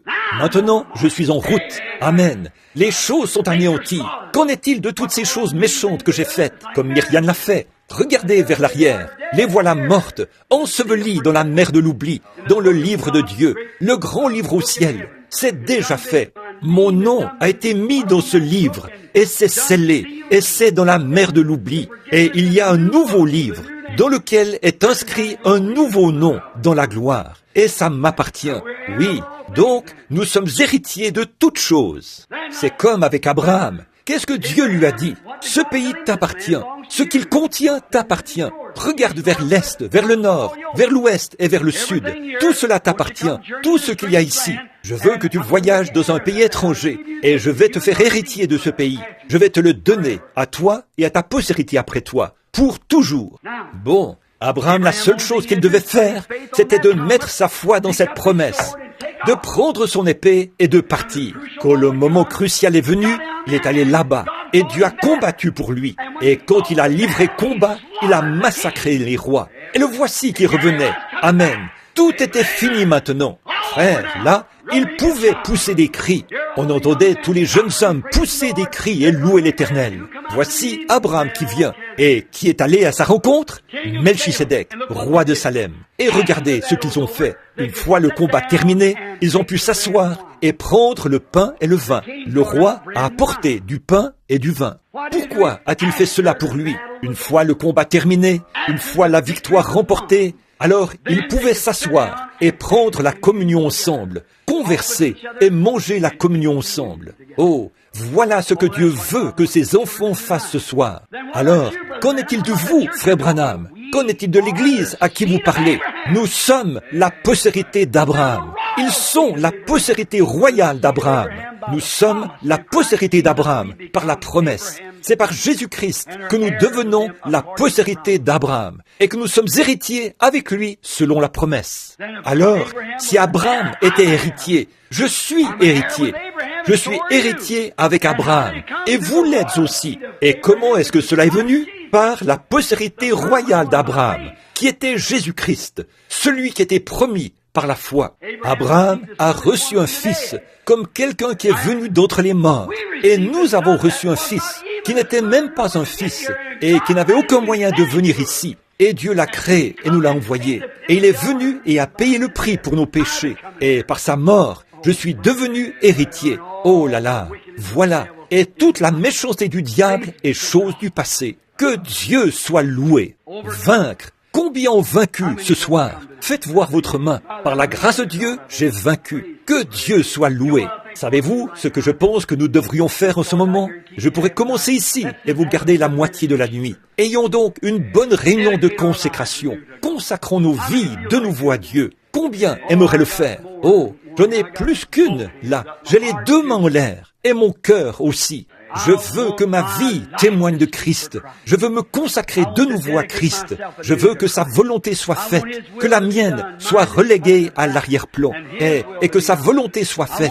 Je désire marcher en vainqueur, pas parce que c'est moi, parce que je sais que l'évangile qu'il a prêché souffre aujourd'hui à cause des dogmes dénominationnels, faits de main d'homme et de tout le reste. La grande victoire que nous devrions avoir a été freinée par l'ennemi. Oh Dieu, laisse-moi dégainer cette épée. Laisse-la resplendir et briller, et que j'aille de l'avant, que ma volonté passe à l'arrière-plan, et que sa parole soit en avant, une épée aiguë à deux tranchants qui ouvre la voie. Levons-nous maintenant et consacrons-nous de nouveau, chacun de vous à votre manière. Consacrez-vous au Seigneur. Levons maintenant les mains vers Dieu, chacun de nous. Notre Père Céleste, ce soir, nous nous consacrons à toi du mieux que nous pouvons. Nous savons que nous sommes héritiers de toutes choses. Tu l'as promis, Seigneur Jésus, et nous le croyons. Maintenant, nous n'arriverons jamais à le faire, à moins que toi, Seigneur, à moins que nous mettions nous-mêmes notre foi sur ta promesse. Or, tu as dit dans la Bible, « Celui qui mange ma chair et boit mon sang a la vie éternelle, et ne viendra pas en jugement, mais il passera et passé de la mort à la vie. » Celui qui mange ma chair et boit mon sang a la vie éternelle, et je le ressusciterai au dernier jour. Voilà la promesse. C'est ce que tu as dit. C'est ce que nous croyons. Et Seigneur Dieu, ô Saint-Esprit, agis sur nous. Oh, agis, ô Dieu. Agis, ô Seigneur, en nous. Esprit du Dieu vivant, reçois-nous, Seigneur. Reçois-nous au nom de Christ. Purifie-moi, façonne-moi, forme-moi, ô Dieu, à l'image du Fils de Dieu. Prends-moi, Seigneur, je t'appartiens, je te remets cette Église, je te remets chaque âme présente ici, ainsi que la mienne, Seigneur. Maintenant, façonne-nous et modèle-nous et fais en sorte que nous oublions nos mauvaises voies pécheresses et que nous sachions que tant que nous plaçons notre foi, la foi que nous avons sur ta parole promise, tu nous feras passer de victoire en victoire. Tu l'as promis. Satan ne peut pas nous faire de mal, Seigneur. Il pourrait faire tout ce qu'il peut, mais il ne peut pas nous toucher. Quand une fois, tu lui as permis d'attaquer Job, tu as dit, ne lui ôte pas la vie. Il a tout fait, sauf la prendre. Et il ne pouvait pas le faire, parce que ta promesse était toujours là pour Job. Et Dieu, tu es toujours le même Dieu aujourd'hui. Tu protèges les tiens. Nous savons que c'est la vérité, et nous nous consacrons de nouveau. Lave nos âmes pécheresses, Seigneur, alors que nous confessons notre foi. Et Jésus-Christ, reçois-nous. Et alors que nous nous apprêtons à prendre ce souper du Seigneur, ô Dieu, parle-nous dans notre cœur. Dis-nous maintenant où nous sommes fautifs. Montre-nous où sont nos fautes, Seigneur. Nous nous en repentons humblement. Je dépose humblement tous mes péchés sur l'autel, Seigneur. Je m'en remets humblement à ta parole, Seigneur, et à ta miséricorde. Me voici, Seigneur. Agis avec moi comme bon te semblera. Voilà le cri de cette Église, Seigneur. Agis avec nous comme bon te semblera. Je ne peux parler que pour moi, pour moi-même, Seigneur. Mais je crois que dans leur cœur, ils croient la même chose. Agis avec nous comme bon te semblera. Nous croyons, nous voulons être héritiers, et nous savons que nous sommes héritiers aussi longtemps que nous demeurons en Jésus-Christ. Nous sommes héritiers avec lui devant le trône. Maintenant, sois avec nous. Guéris la maladie qui se trouve au milieu de nous, Seigneur. S'il est encore malade, ici ce soir, touche-le, guéris-le, rétablis-le, accorde-le, Seigneur. S'il y a une âme malade, qu'elle soit guérie en cet instant, que cette âme estropiée soit rétablie. Puissent ces genoux affaiblis qui sont languissants et ces faibles mains se lever pour le glorifier et pousser des cris vers Dieu, que les chemins tortueux soient redressés, qu'il y ait une grande route dans le désert pour notre Dieu. Seigneur, nous croyons que tu viens bientôt. Puissions-nous proclamer ta parole haut et fort, Seigneur, et préparer une grande route dans le désert, et redresser les lieux tortueux pour notre Seigneur. Puissions-nous extirper toute racine dénominationnelle. Puissions-nous extirper toute racine d'amertume, extirper toute méchanceté, jalousie et querelle, afin que la vraie parole de Dieu coule comme des fleuves de joie. Accorde-le, Père. Nous nous remettons à toi maintenant, juste avant de prendre ce souper du Seigneur. Au nom de Jésus-Christ, Amen.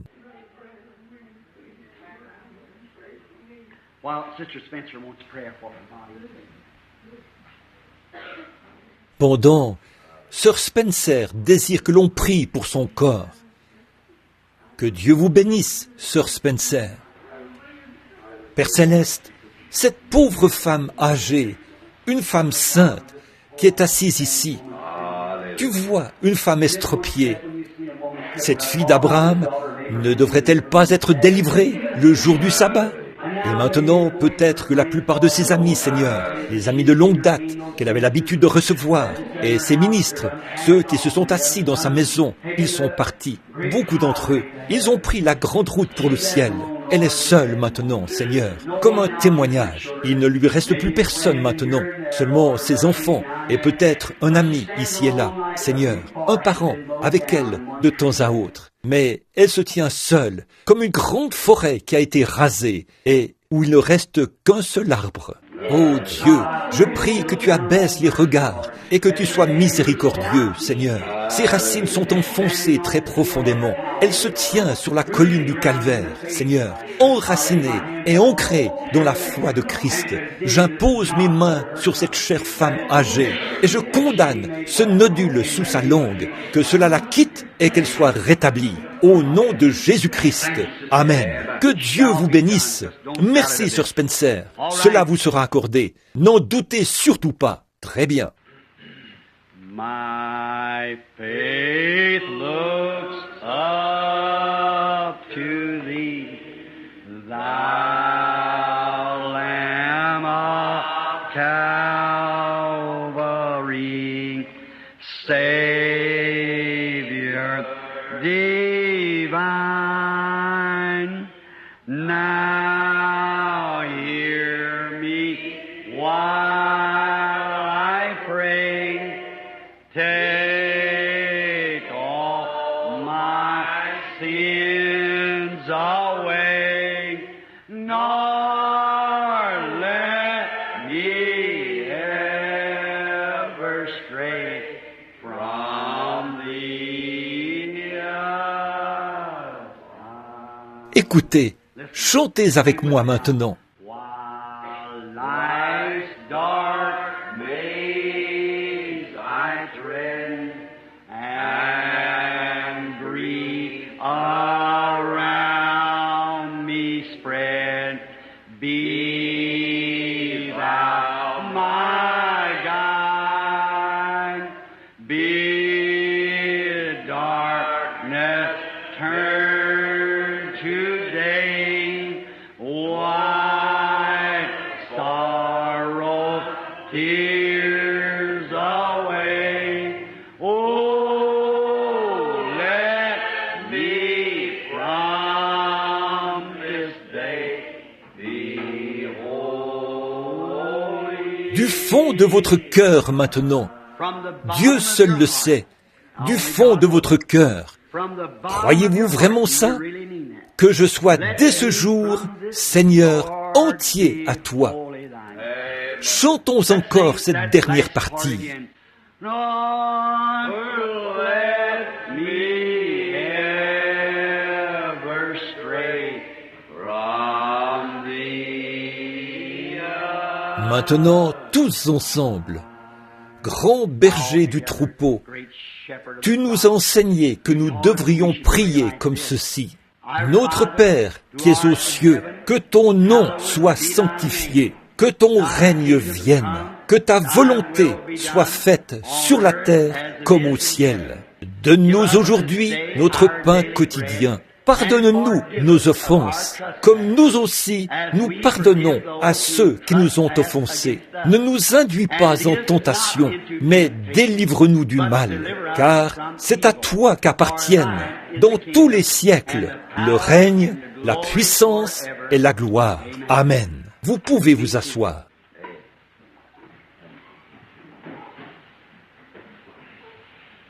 On me demande de prier pour l'enfant de Sir Shepherd. Je viens de me souvenir qu'ils ont appelé tout à l'heure pour que l'on prie pour l'enfant. Et j'ai prié pour elle. Je devais être ici pour un entretien et je ne pouvais pas aller chez eux. Mais ils ont dit que la petite fille était malade et qu'elle avait de la fièvre et qu'elle avait des raideurs en quelque sorte. Et c'est sans doute un virus qui circule. Vous êtes au courant de cela. Parfois, les muscles se contractent de telle manière qu'il faut les masser avec les mains, comme c'est le cas pour Madame Halley et beaucoup d'autres ici. C'est un virus qui circule. Et elle, j'ai prié et j'ai dit que si le bébé n'allait pas mieux, à 21h, ou lorsque nous terminerons le service, d'appeler ici et nous irons chez eux. Si le bébé allait mieux, très bien. Alors, prions humblement pour cet enfant maintenant, avant de prendre la communion.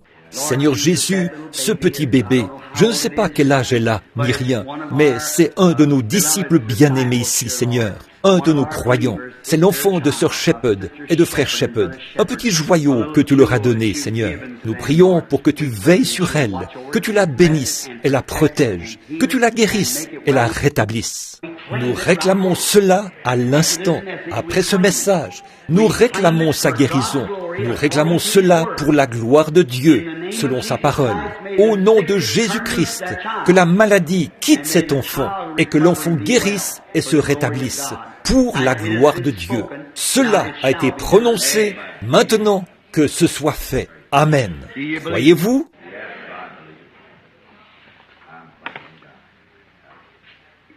If we trust and never doubt, He will surely bring you out. Take your burden to the Lord and leave them there. Leave them there. Oh, leave them there. Take your burden to the Lord and leave them there. If you trust and never doubt, He will surely bring you out. Take your burden to the Lord and leave them there. C'est tout ce que vous avez à faire. If your body's racked with pain and your health you can't regain, just remember God in heaven answers prayer. Now, Jesus knows the pain you feel. He can save and He can heal. Take your burden to the Lord. Maintenant, serrons-nous la main pendant que nous chantons ce dernier couplet. La fraternité, vous savez, la communion. Gloire au Seigneur.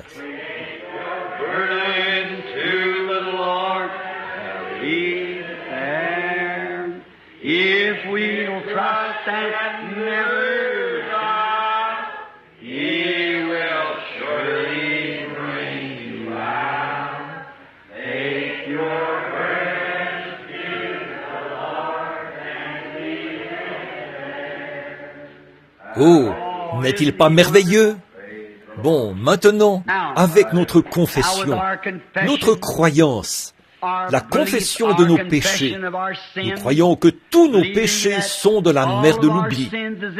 Celui qui confessera ses péchés, Dieu est juste pour les omettre. Voyez, ils sont dans la mer du sang de Jésus-Christ. On ne s'en souviendra plus jamais.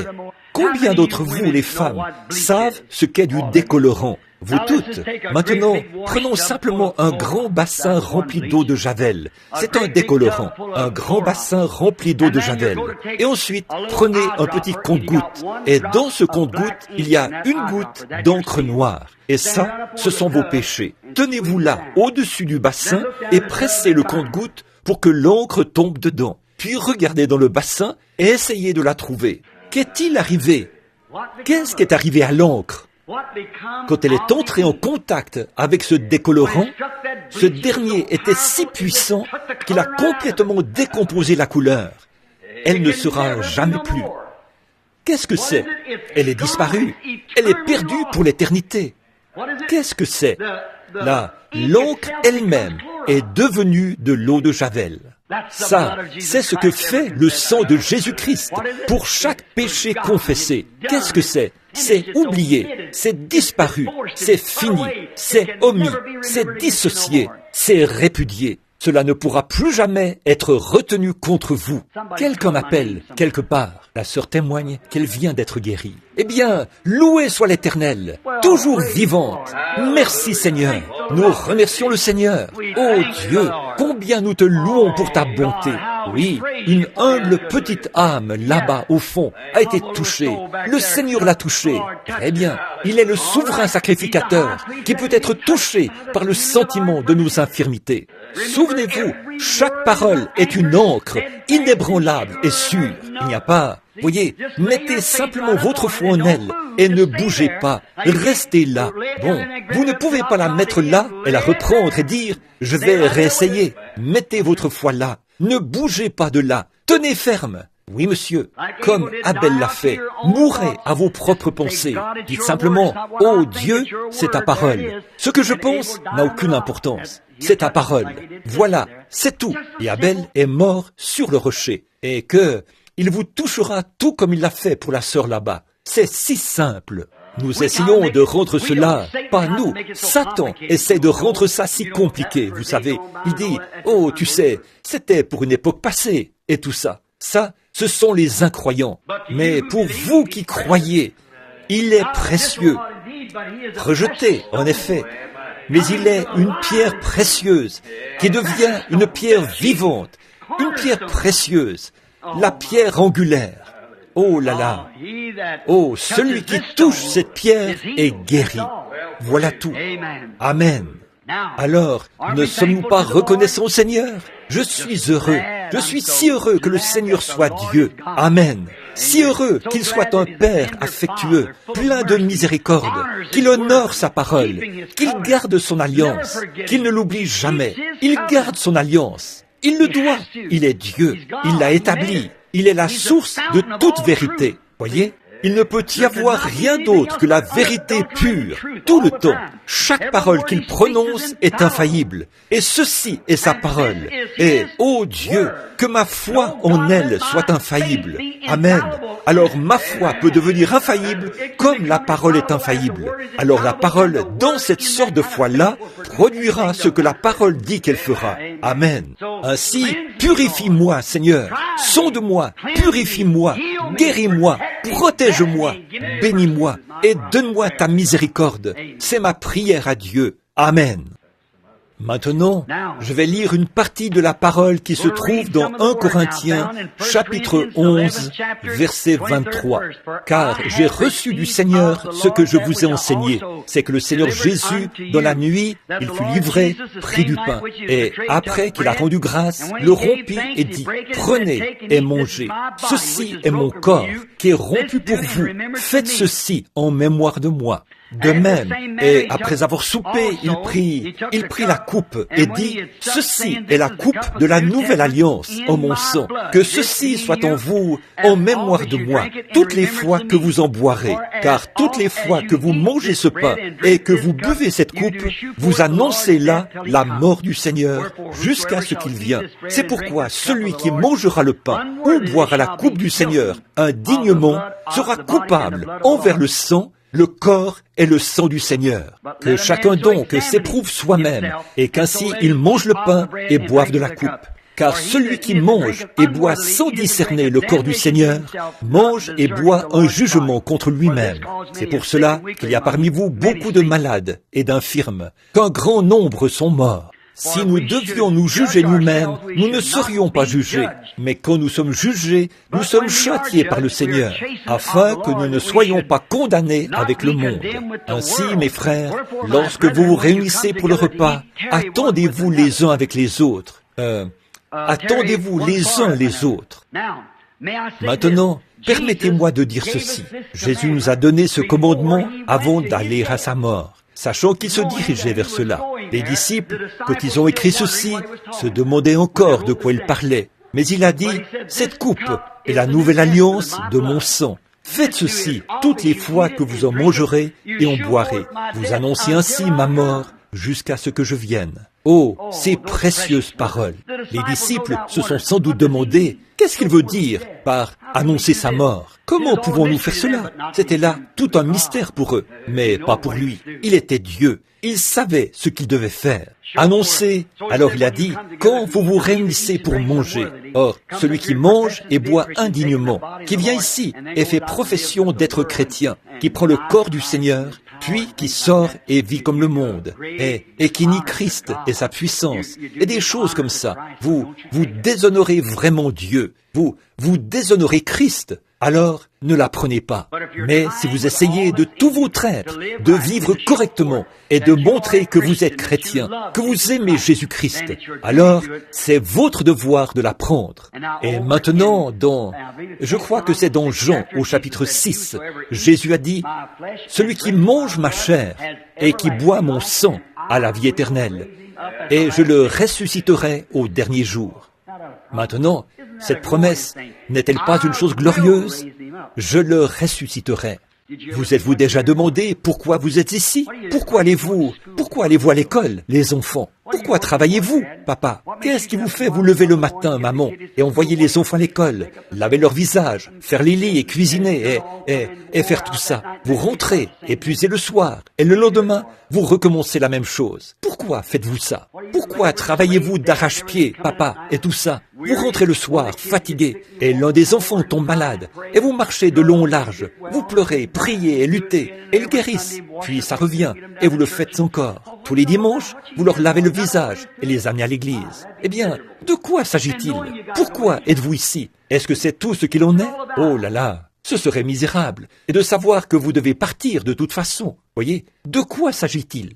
Oh, frère, c'est le moment de nous examiner. C'est le moment de saisir l'occasion. C'est l'occasion d'accepter ceci. Dites-moi ce qui pourrait remplacer ça. Dites-moi ce qui pourrait être mieux que ça. Indiquez quoi que ce soit dans le monde, que vous soyez le roi de la terre, que vous régniez sur l'univers, que vous soyez un Khrouchtchev ou un Kennedy, ou peu importe ce que vous désirez être, vous allez mourir quand même. C'est vrai, vous ne savez pas à quelle heure cela peut venir. Cela pourrait être d'un moment à l'autre. Mais ici, quand la mort frappe, vous avez la vie éternelle. Et vous ne pouvez pas mourir. Vous avez la garantie du Dieu de toute la création, qui est possesseur du ciel et de la terre. Je le ressusciterai au dernier jour. Viens au secours de mon incrédulité, ô Dieu. Remplis mon âme, ô Dieu. Purifie-moi, remplis-moi, charge-moi et envoie-moi. Ne me laisse pas mourir, laisse-moi vivre pour raconter l'histoire. Laisse-moi aller dans chaque fente et chaque recoin de la terre et prêcher la parole et semer la semence. Oui, monsieur, afin qu'il y ait une moisson au dernier jour de la vraie et pure parole, avec des croyants en Christ.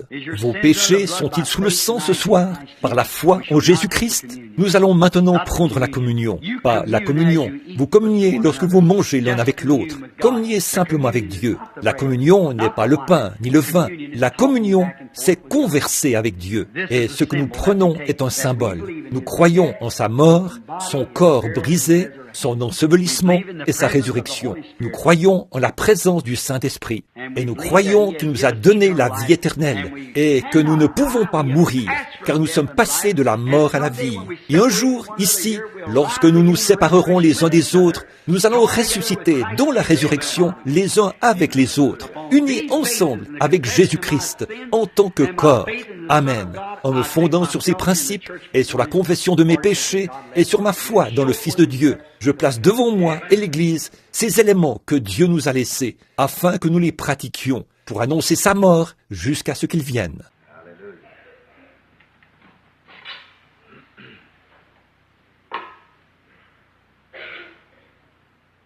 Jésus a dit, « Ceci est mon corps qui est rompu pour vous.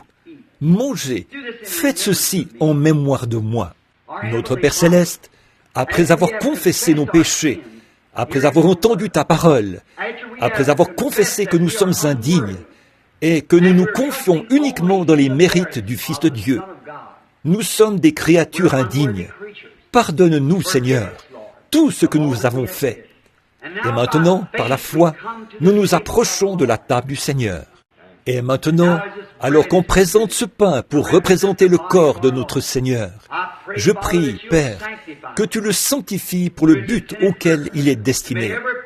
Puisse chaque personne qui prendra part à ceci avoir la vie éternelle dans son âme. Puis chaque personne qui le prend avoir la guérison dans son corps et vivre le temps que tu leur as alloué.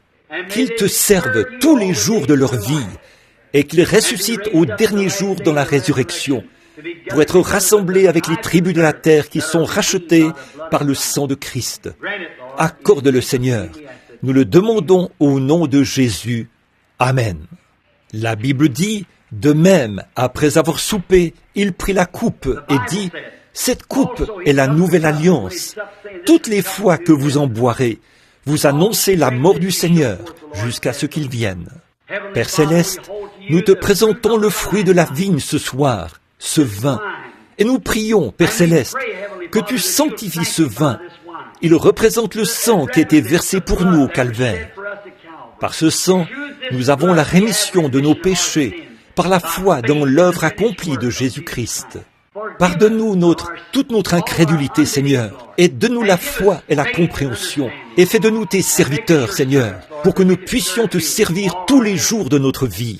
Sois avec nous, Père, alors que nous nous réunissons autour de cette table, et bénis-nous dans cette belle fraternité et cette communion avec toi. Puisses-tu parler à notre cœur et nous montrer le travail que nous devrions faire. Accorde-le, Seigneur. Sanctifie ce vin pour le but auquel il est destiné. C'est au nom de Jésus-Christ que nous le demandons. Amen.